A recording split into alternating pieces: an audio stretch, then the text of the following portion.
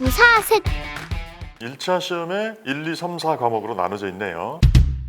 1과목이 지금 헌법 40점, 상법 60점이잖아. 우리나라 민주주의에 있어서 굉장히 큰 일들이 연이어서 계속되고 있는데 개인적으로는 제가 헌법을 좋아해서 그런지 몰라도 비중이 좀 늘었으면 좋겠다 그런 생각은 좀 있어요. 그러니까 과목의 배분은 좀 달리하는 게 좋았을 것 같은데 상법은 아무래도 이제 상업등기 밑에 이제 3과목이 나와 있는 상업등기법 및 비정사건 절차법에 관한 내용들이 많이 연관이 돼 있고 2차하고도 연결이 돼 있기 때문에 법무사로서 일하는 데 있어서도 상법 지식은 필수적이긴 하죠. 근데 민법을 따로 100으로 놔도 할 말은 없겠죠. 법률 전문가로서 민법에 대한 어떤 기본적인 이른바 그 리걸 마인드 그런 것들을 테스트하기에는 좋은데 문제들이 아까도 우리가 풀어봤다시피 리걸 마인드라기보다는 잘 외웠냐 아니냐 운 좋냐 아니냐 뭐 그런 걸 따지는 것 같은 시험 자체의 특성은 좀 있는 것 같긴 해요. 민사집행법도 중요하긴 하죠. 근데 실무로 들어갈수록 더 중요하죠. 또 민법에서 나오는 부분도 있고 2차에서 보는 민사소송법, 소송법하고 집행법은 서로 좀 다르긴 하지만 논리 구조는 좀 비슷한 측면도 있고 실무적으로도 많이 연관이 돼 있고 해서 공부를 해야 될 필요가 있습니다. 그다음에 이제 상업등기법 및 비송사건 절차법이 이른바 법인등기 또는 상업등기를 다루는 분야인데 이것도 30점이라고 보기에는 좀 비중이 더 있어야 될 텐데 그런 생각도 좀 들어요. 그런데 제 개인적으로는 일을 하면서 깨우쳐지는 게 있어요. 아무리 시험 공부를 열심히 해봐야 맞아요. 직접 내가 서류를 만들어보고 또 담당 공무원하고 싸워도 보고 그래야지 알게 되는 게 있지. 나중에 시험에 합격하더라도 분명히 트레이닝의 과정이 필요하다. 마지막 제4과목이 부동산 등기법인데 부동산 등기법의 뭐 중요성이야 말할 나위가 없죠. 2차에도 나와 있고 법무사들이 전형적으로 하는 업무가 등기 업무 아닙니까? 그중에서 부동산 등기가 가장 중요한 일이긴 하죠. 매년 시험의 난이도에 따라 달라지긴 하는데 85에서 90점 정도가 돼야지 아마 합격권일 겁니다. 이게 절대평가가 아니에요? 절대평가는 아니고 상대평가죠. 상대평가라고요? 약간 그 공무원 시험 같은 거네요. 맞네. 그러니까 법무사 시험을 어려워하시는 거죠.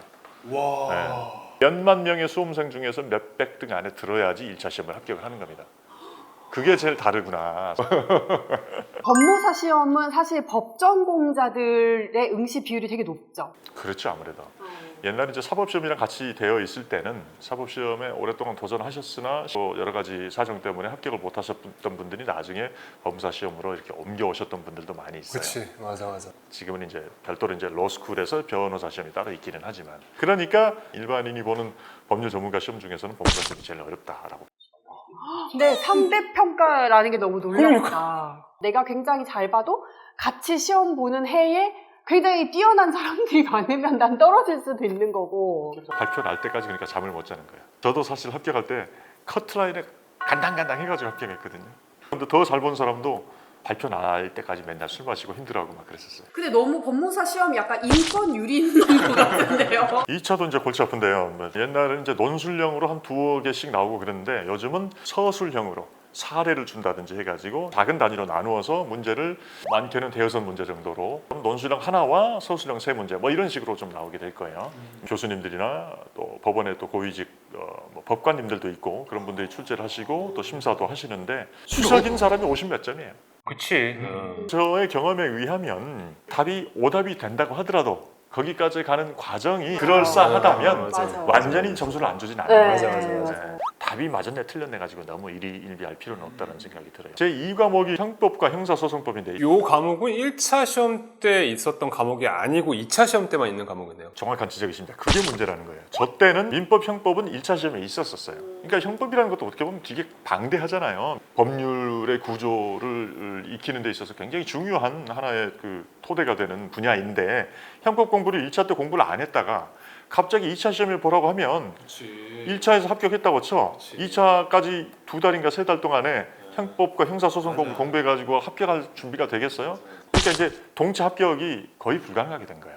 아니 법무사 시험은 진짜 약간 법을 전공했다라는 거를 전제하고 만들어 놓은 시험 같은데 그래서 법무사는 더 대단한 것 같아요. 법 전공자가 아님에도 불구하고 철학가셨잖아요. 그러니까요. 저는 그냥 얻어 걸린 거고 하여튼 법이라는 게 좀 어렵긴 어렵습니다. 그럼 저도 아까 틀렸잖아. 2차 시험의 핵심은 형법이네. 그래서 난이도 조절을 하긴 하겠죠. 뭐. 이 법무사 시험도 2차 시험에 양을 얼마나 쓰느냐가 중요한가요? 중요하게 생각하실 수 있는 문제인데 양이 아주 중요하지는 않다고 생각합니다. 저는 개인적으로. 그러니까 누구는 10장을 써내는 사람도 있다고 쳐요. 근데 한 6장밖에 안 돼. 그렇다고 이 사람이 불리하냐? 그것이 아니라 논리 구조를 잘 맞추고 목차를 잘 잡는 게 중요하잖아요. 맞아. 네, 맞아요. 글씨도 좀 잘 써야 된다고 봐. 맞아. 너무 날림이면은 그 자체가 별로 없어 보이잖아. 그러니까 좋은 그릇을 잘 담기 위해서 막 좋은 만년필을 사는 사람도 있고 별 필기구를 다 해보고 그러거든요. 근데 아직도 1번째 필기구에 제트 스트림. 그치. 너무 얇으면 또 잘 안 써져. 제가 이렇게 자기 글자체에 따라 다른 것 같아. 약간 흘림체로 좀 쓰면서 빨리 쓰는 그런 뭐 훈련을 하는 사람들도 있고 좋은 글씨로 좋은 논리 구조를 가지고 쓰면 가장 많이 쓴 사람에 대비해서 3분의 2 정도만 쓴다고 하더라도 충분히 고득점이 가능하지 않을까. 또 그 채점 위원을 또 잘 만나야 돼. 버풀복이요. 맞아요. 이게 2차 시험은 어느 정도 뭐 모범 답안은 있겠지만 이렇게 개별적으로 평가를 하는 거다 보니까 막 그런 썰들이 되게 많았잖아요. 무조건 많이 써야 된다. 글씨가 예뻐야 된다. 글을 많이 읽는 사람들이 봤을 때 비문이 없어야 된다는 거예요.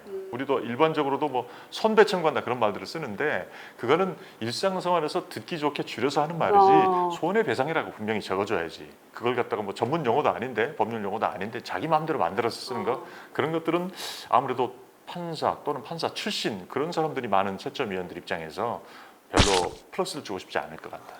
줄임말을 쓰지 마라. 소승법은 사실 그래요. 거의 예상 문제를 달달 외우다시피 해서 가야 되거든. 그래가지고 딱 문제 나왔다 하면 목차가 자동으로 떠오를 정도로 그렇게 해야 되는 거야. 주제가 있구나. 딱 나오는. 민사 관련 서류는 쉽게 말해서 소장. 그 작성법도 시험 과목에 있어요. 네, 시험에 있어요. 저건 되게 좋은 것 같아요. 여기서 가장 중요한 거는 예규입니다. 예를 들어서 어떤 그 제한 능력자가 신청하는 등기에 대해서는 법정 대리인이 신청할 수밖에 없으니까 그럴 때 어떻게 만드는 거라든지 또 일반적인 경우에 특칙으로 규정된 것들이 있어요. 상속에 관한 등기인데 당사자가 외국인이라든지 그런 경우는 어떻게 할 것인가라고 물어보면 예규가 이제 떠올라야 돼. 딱 눈을 감으면 사진처럼 딱 펼쳐져야 돼. 그리고 제목 쓰고 목차 정리해서 이런 경우는 어떻게 한다, 이런 경우는 어떻게 한다고 쭉 써야 되는 거예요. 일단 법무사 시험에서는 1차 시험과 2차 시험이 이런 과목이 있다라는 걸 제가 말씀을 드렸는데 제가 시험 볼 때랑 좀 달라진 게 아까 말씀드린 것처럼 형법이 1차 시험에 없기 때문에 굉장히 어렵다라는 거죠.